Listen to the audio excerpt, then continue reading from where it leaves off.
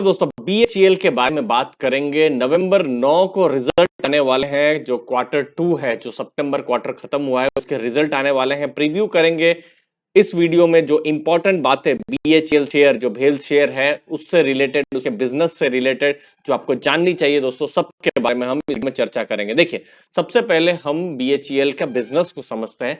Company करती क्या है? देखिए, पीएसयू कंपनी है, ये हम जानते हैं। ये इंजीनियरिंग और मैन्युफैक्चरिंग करती है। अब वो किसकी करती है?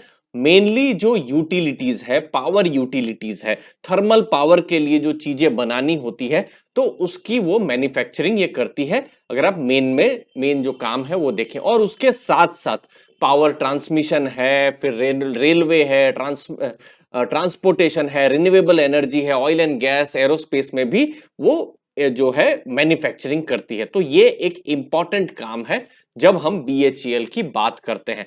अब आपने देखा होगा पिछले कुछ सालों में स्टॉक का प्राइस बहुत बढ़ा नहीं होगा, ठीक है। मैंने ऐसे भी समय देखे हैं बीएचईएल का स्टॉक 200 के ऊपर भी मैंने स्टॉक देखा हुआ है। थोड़ा लॉन्ग टर्म की बात कर रहा हूं। तो यहां पर रीजन क्या है? देखिए, बीएचईएल जैसे हमने बताया, वो क्या करती है? वो इक्विपमेंट मैन्युफैक्चरिंग करती है। किसके लिए? पावर सेक्टर के लिए। और पावर सेक्टर में थर्मल पावर के लिए करती है, ठीक है। तो थर्मल पावर में जब हम कोयला जो है सबसे बड़ी चीज होती है। तो देखिए, 1,60,474 जो मेगावाट है, ठीक है, उसमें से कोयला ही उन्होंने मैक्सिमम मैन्युफैक्चर किया है। और इसीलिए ही शायद इन्वेस्टर्स को भी डर है कि भेल की जो, अगर आप मेन जो उनका जो एडवांटेज है वो आप क्या देखेंगे? थर्मल पावर इक्विपमेंट को लेकर। तो उसको लेकर वर्ल्ड में अभी चेंजेस चल रहे हैं। इलेक्ट्रिक व्हीकल आ रहे हैं, रिन्यूएबल एनर्जी आ रही है, सोलर एनर्जी पर फोकस हो रहा है। तो वहां पर बीएचईएल का काम अभी ज्यादा है नहीं, और थर्मल पर सबसे ज्यादा काम है। और वही चीज आपने देखा भी होगा। इनफैक्ट आपके सामने डेटा है, पिछले 5 सालों में उनको जो प्रोजेक्ट्स मिले हैं, प्रोजेक्ट एग्जीक्यूशन जो है, वो आप देख सकते हैं किस हिसाब से कम हुआ है। 15,000 मेगावाट 2016 फाइनेंशियल ईयर से 5,000 मेगावाट से भी कम हो गया था। तो ये एक चीज है जो इन्वेस्टर्स को ध्यान में रखना चाहिए कि जो काम बीएचईएल कर रही है वो एक पास्ट की जो चीज है, जो कोयला या थर्मल पावर है, उसको लेकर कर रही है। लेकिन मैं आऊंगा थोड़ी देर में कि क्या क्या री रेटिंग की चीजें भी बीएचईएल कर रही है, मैं उसके बारे में भी बताऊंगा थोड़ी देर में। अब देखिए, पावर सेक्टर जैसे हमने जाना कि वहां पर अनडिस्प्यूटेड अगर कोई मैन्युफैक्चरिंग में लीडर है तो बीएचईएल है। उसके साथ साथ ट्रांसमिशन, डिफेंस, एरोस्पेस, ट्रांसपोर्टेशन है।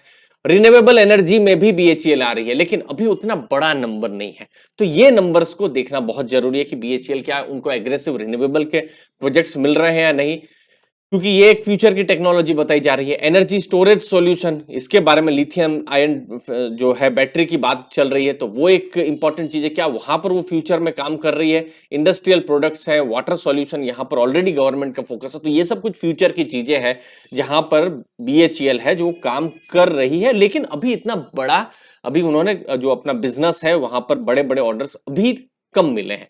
और इसीलिए जो आप रिजल्ट देखेंगे, रिजल्ट में आपको लॉसेस कुछ ज्यादा ही देखने को मिलेंगे। जैसे कि टर्नओवर FY20 20,491 करोड़ का था, ठीक है। उसके बाद टर्नओवर घटता है। FY21 मतलब पिछला साल जो कोविड वाला साल था। प्रॉफिट आफ्टर टैक्स आप देख सकते हैं लॉस में है कंपनी, 2,717 करोड़ का लॉस। और यहां पर 2020 में 1473 करोड़। तो एक चीज समझनी होगी, बीएचईएल में अगर आप इन्वेस्ट कर रहे हैं तो आप एक लॉस मेकिंग कंपनी में इन्वेस्ट कर रहे हैं। और क्या ये टर्न अराउंड मोमेंट हो सकता है? तो ये क्वार्टर 2 का रिजल्ट हमको उसके बारे में बताएगा। अब मैं इसको आपको क्वार्टर 1 के रिजल्ट बताता हूं। वहां पर अगर आप इनकम देखेंगे, 2,976 करोड़ की इनकम थी, जो कि पिछले साल जो सितंबर क्वार्टर था जब कोविड था, 2,086 करोड़, 2020 की बात कर रहा हूं।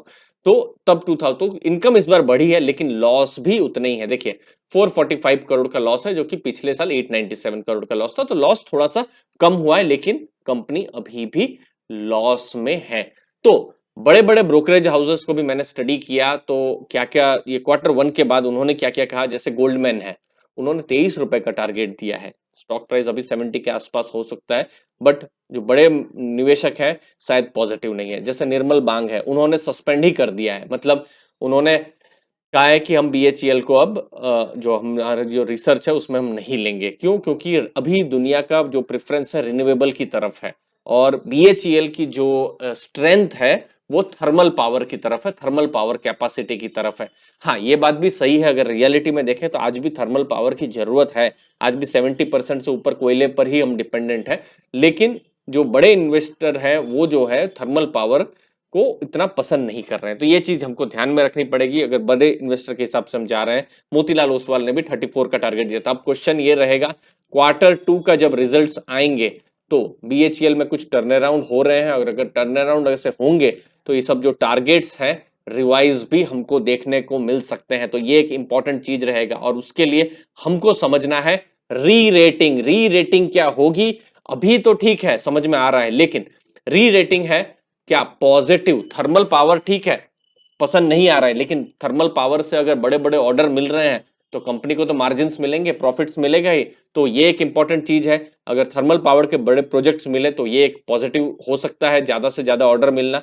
उसके साथ साथ क्या BHEL डाइवर्सिफाई कर रही है कि नहीं, जो हमने थोड़ी देर पहले हिंट हमने ली थी। रिन्यूएबल एनर्जी हुआ, रेलवेज हुआ, सोलार हुआ, ट्रांसपोर्टेशन हुआ, वाटर हुआ, क्या उन सब जगहों में भी क्या BHEL अपने आप को डाइवर्सिफाई कर पा रही है कि नहीं। तो ये बहुत की रहेगा।